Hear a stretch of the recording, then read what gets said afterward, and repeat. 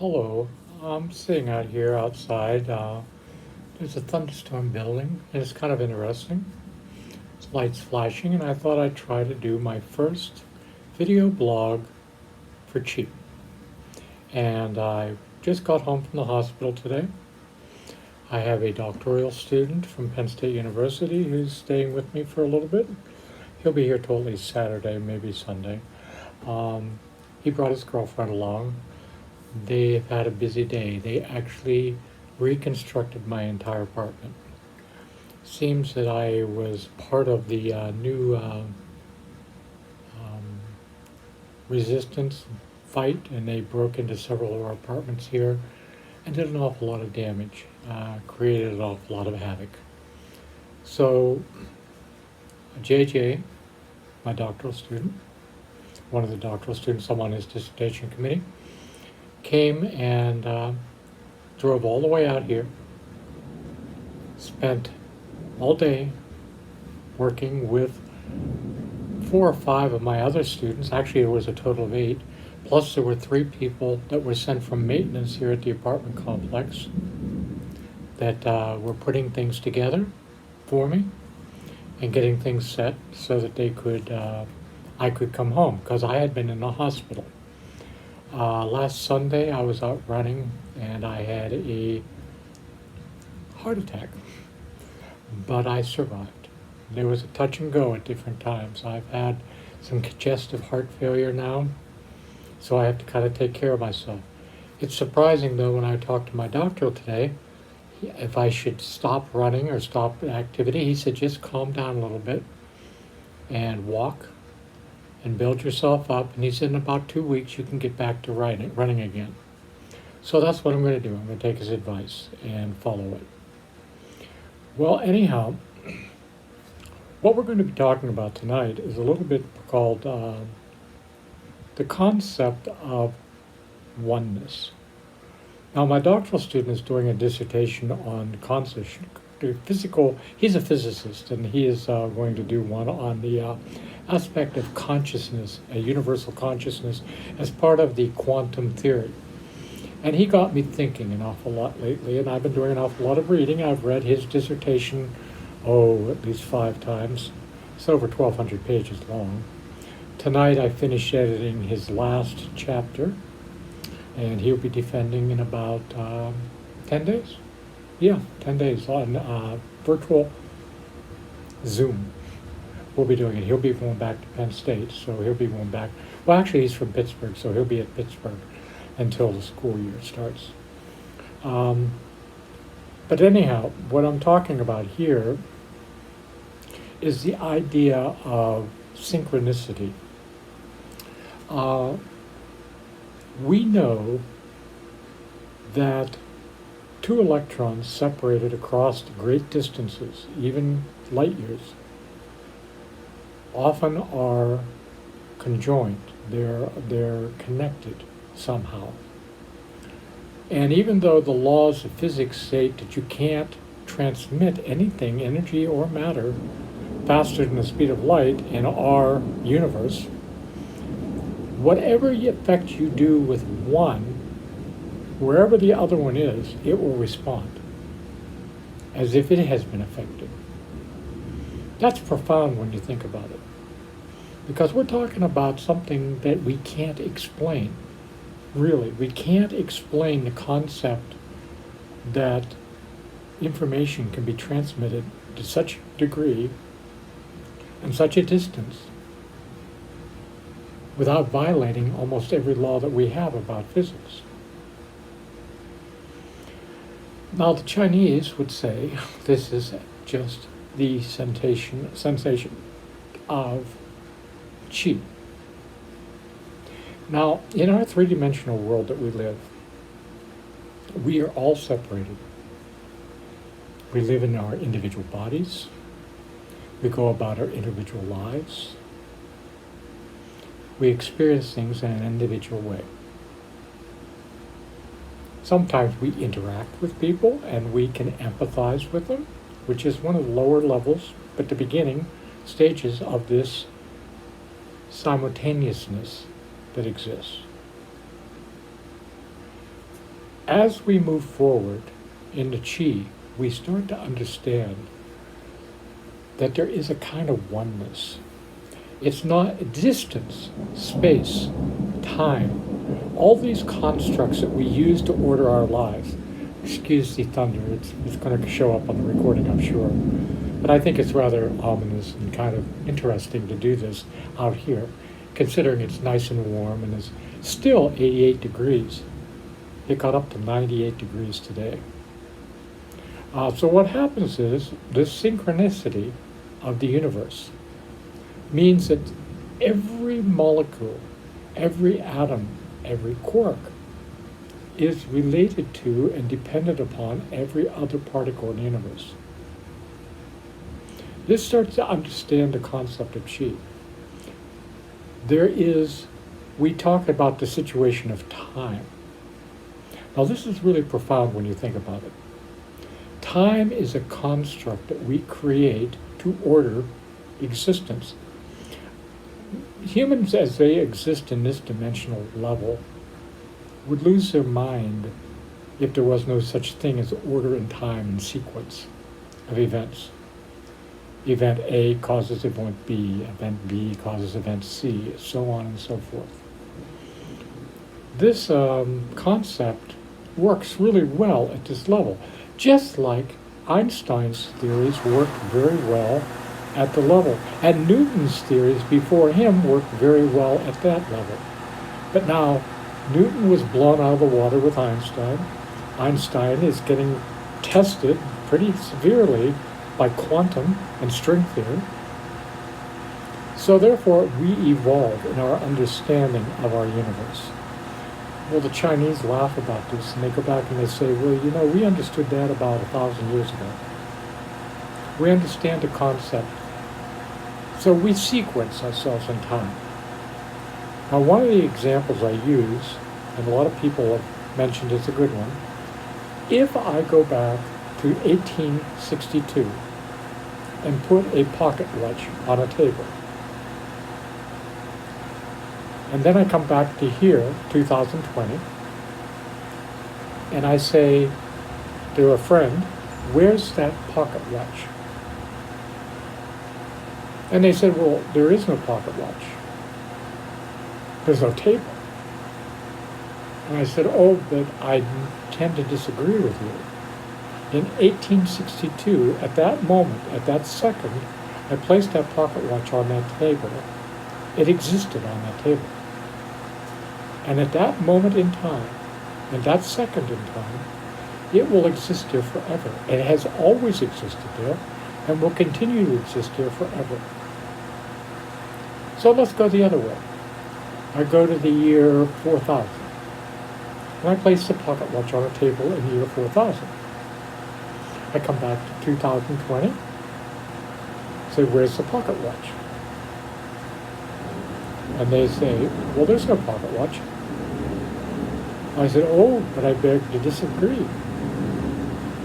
If you go out to the year 4000 on that table, that pocket watch exists.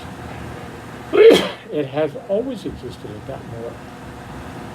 It will always exist at that moment. Nothing will change that. It has always existed at that second and always will exist at that second. This is profound because time just exists.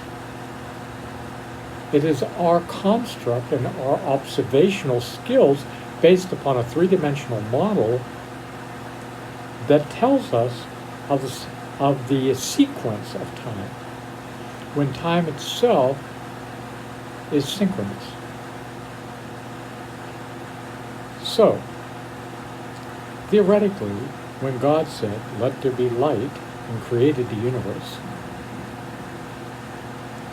he was also saying at that same instant, and yo, gather before me for the last judgment.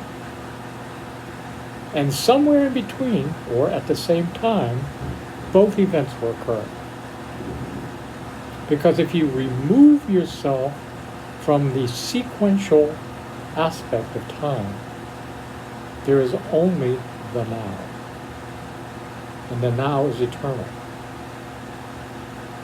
There is the now existing. So you have to live in the now. But now that's profound. Now, since we're in a sequential universe, and since we're in a sequential observational experience right now, we have to focus on the now, where we are right now, what we're experiencing right now, who we are right now, what's occurring right now. In the movie The Peaceful Warrior, the teacher teaches his student that you have to be aware of and exist in the now. You can't exist in the future, and you can't exist in the past. Although we try. We drag the past into the now, and with it all the stresses and tensions. Or we worry about tomorrow, and we miss the now because we're too busy trying to live into the future. We have plans, and yet those plans are dependent upon things that we may not have any control over. We like to think of ourselves as being in control.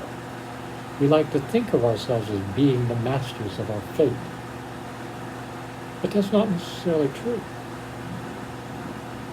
That's not necessarily true. Sequences. We have all great plans. And one of the things that's because of certain health problems that I've been dealing with, and I survived them, and I'm keeping going, and things are working out, because I'm trying to stay in the now, experience the now. I don't worry about tomorrow. I don't worry about where it's going. Well, I lie. Sometimes I worry about tomorrow, because I have an ability to see events as they start to come. And that's because all the events are sequenced. But that doesn't mean that they're fixed. As I explained to one of my students recently, if you have an asteroid heading towards Earth and you catch it 150,000 miles from Earth, chances are you could send a rocket, hit it with an explosion, and deflect it so it wouldn't hit the Earth. But every day you wait, every day you hesitate, the asteroid becomes closer and closer to Earth. And if it's large enough, when it gets inside the moon's orbit, you could take the entire arsenal of this planet and it wouldn't be sufficient to deflect it. Because the angle of deflection changes the further out you can see things. Now, there's been a lot of events happening in the world today. And the concept, just as I talked about time, there are energies in the universe. There's vibrations. Those energies are conscious. They have any system that is self-organizing. Any self-organizing system at some point develops a sense of awareness of its existence. Now, it's not necessarily the same as awareness as of us, but is aware of the whole asteroid scenario. But what people tend to forget is there are two kinds of energies, at least on the metaphysical level, the spiritual level. There are those that create and those that destroy. And each energy system has a purpose, a direction, a point that they move towards. That's rather scary when you think about it. It's where religion gets the concept of the devil and God, angels, good and bad. Because this is so heavy when you think about it, that the common man, the common person, at the development of religions, would not have been able to grasp it. Not even the scholars at that time grasped the fullness of this. They fought with it, so they created metaphors to explain it. They created stories to explain it, because man best explains himself through stories. So now we have a dilemma. Because I am a firm believer that the power of Qi is dependent entirely upon the practitioner of Qi, even to the point where it can become infinite. So we have the asteroid now of time events. We have the violence going on in our countries. We have the violence in our world. We have a change that's coming. And it almost seems overwhelming to the point that it can't be changed. But then that contradicts the concept of the infinity of Qi, or, in religious terms, the absoluteness of faith. So can we change the unchangeable? Well, until the pocket watch is put on the table, in our frame, we don't know. We don't know whether it has actually been put on the table absolutely or not. So we do have some control. But what is the center of this control? Where does the power of this control comes? Well, let's back it up a little bit to the idea of creation of new things. Whether you're a musician or an artist, an actor, a writer, you create something from nothing. But before you can create it, you have to see it here. You have to visualize it. And once that visualization becomes the absolute in your mind, you don't have full control. You have to get to that point where the visualization becomes your reality. And I'm not talking about going insane, becoming delusional. I'm talking about purposeful thinking, intentional thinking. I'm talking about the using of the spiritual force within us. Now, in today's world, because of what religion has done to us, a lot of young people are rejecting the whole concept of spirituality, of God, of purpose, of plan. But then you have to back up and think, metaphorically, what are these things representative of? Because they're accurate, they're right. They just have, it's kind of like making a cartoon about quantum physics. The cartoon can be right, but nobody will take it seriously because it's just a cartoon. So the idea is, where do we find the connection between what we believe and who we are? Where can we bring that to fruition within ourselves? How do we bring that to fruition?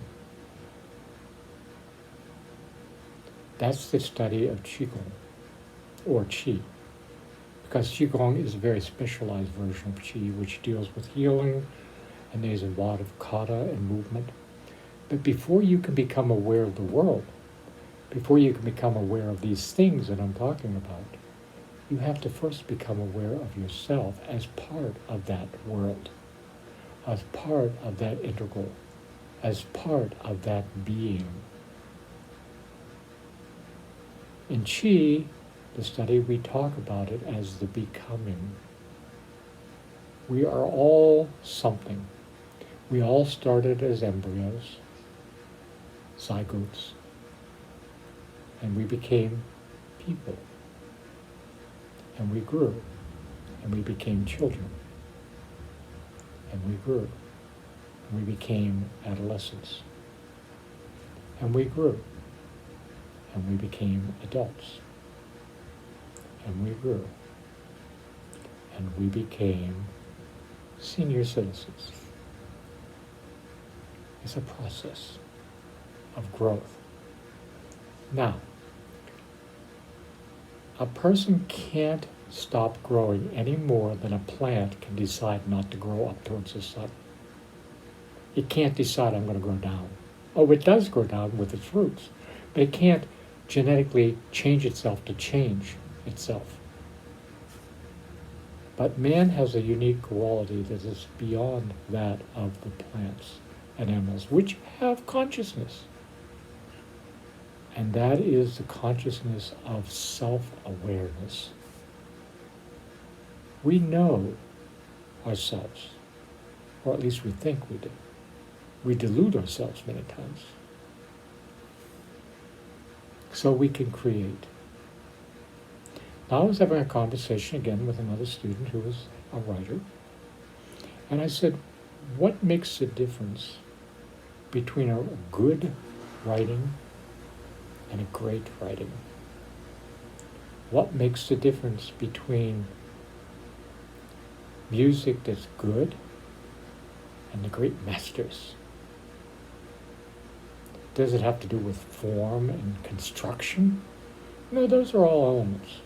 And yes, they play an important part. But the thing that brings greatness to anything is the heart. My friend who's writing the book writes the story as an outer observer sometimes. We all do in the beginning.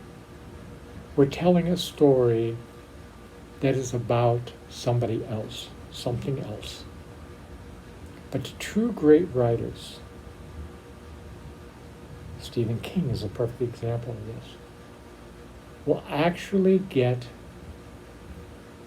into costume and assumes the role of the person he's writing about. He becomes that person.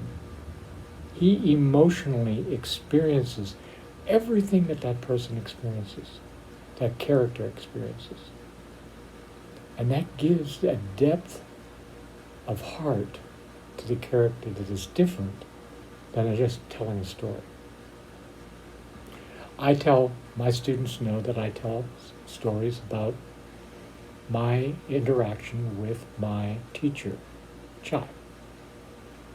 And they're pretty good stories, but they're also more than that, because I experienced the event with Chai, the hardships, the joys, the sadness, the frustration, the anger, the awe. I experienced all these things with him. So therefore, when I relate my story to my students, I do so with the passion of a person who truly understands the nature by which he is talking. My point is to get the people, when I would cry because of something Chai did, if I tell my story from the heart, they will cry with me. When I tell my story from the heart, they will fear with me.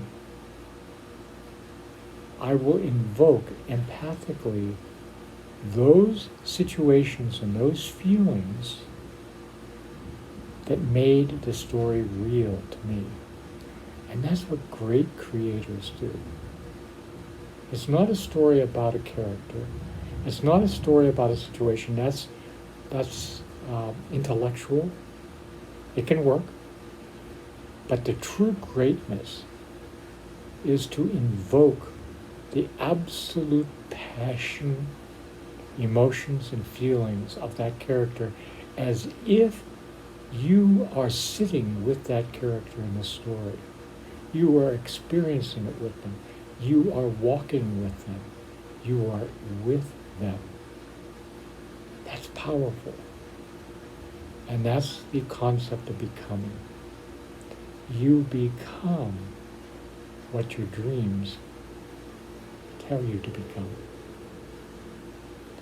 You create with the power of Qi, with the passion of the becoming.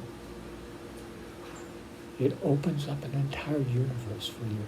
But before you can do that, you have to know yourself. You have to know all the dark places in your heart. And you necessarily don't have to reject them, but you have to know they're there and what influence they have on you. You have to understand the strength that Qi can put through the physical body before you can use it on the mental level. And then you have to have a mastery of it at the mental level and the physical to use it at the spiritual level, because the passion of Qi is so powerful that physically, if you're not prepared, it can flatten you. It's that strong. So in the process of becoming, in the process of knowing, in the process of evolving, the purpose of everything that is done in Qi is to make you reveal.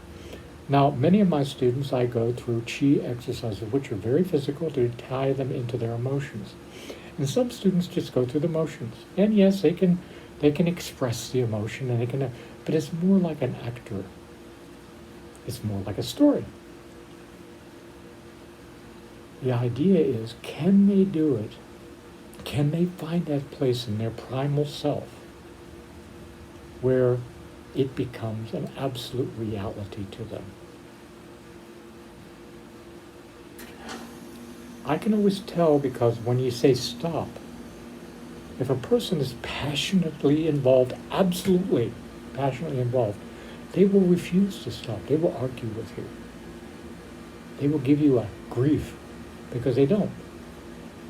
It's kind of like if you were deciding to run a marathon and all of a sudden I came out and said, stop.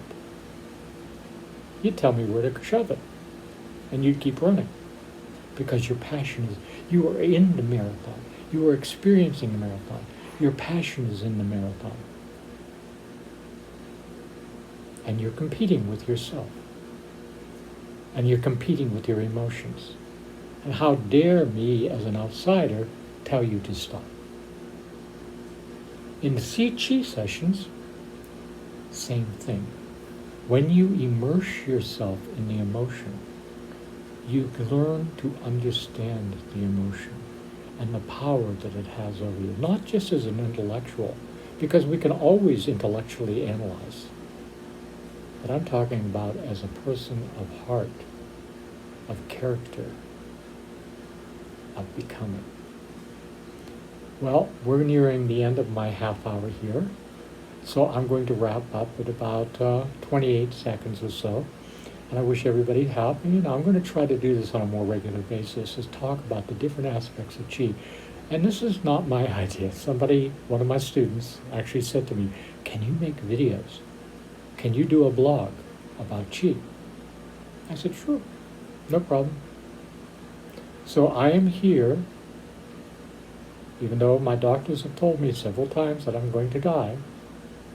And I had an old student who survived, even though his doctors told him he was going to die, because I refused to accept here in my visualization the reality of my death. That's the power of Qi. That's the power of spirit. Thank you very much, and hopefully you enjoyed this.